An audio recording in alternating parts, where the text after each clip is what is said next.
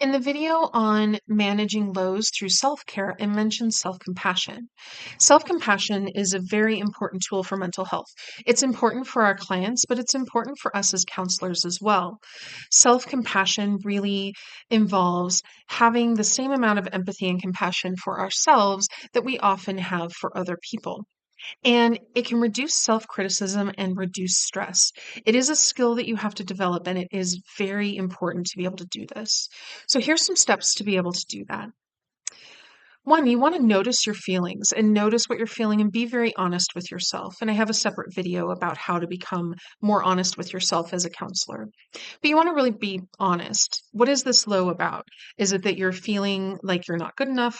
Is it that you're frustrated because you thought that clients would progress faster than they were, and you're wondering if you aren't skilled enough? Is it that you're just tired or exhausted? Whatever it is, you want to notice your feelings and you want to validate your feelings just like you would with a client. Of course you're feeling this way. Of course you're tired. You're probably working while you're developing skills as a counselor.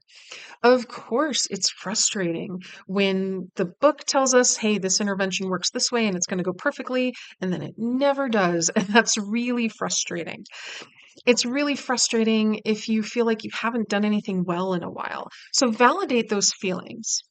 The next step is to notice things that you have done well. Because even when you're going through a period where maybe it feels like you haven't done well, you probably have done some stuff well, and you just didn't notice it because your brain's not focused on that. Your brain's focused on getting better and developing this skill. So really step back and notice, what did you do well? Was there a time where you helped a client get insight into themselves over the last couple of weeks? Was there a time where you did use the intervention and it did actually work and it worked the way that you were trained that it would?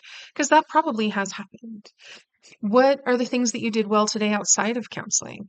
You know, did you play with your pets? Did you talk to your kids? Did you make a really good dinner? Or maybe you engaged in some self-care and got yourself a dinner that you really enjoy. That's also something that you can say you did well. Think about what the things are that you did well today and remember those. And then another step is to think, how do you talk to your loved ones? What would you say to them? You would never say the things to them that you say to yourself. And so stop and think, how would I talk to a loved one that was feeling what I'm feeling?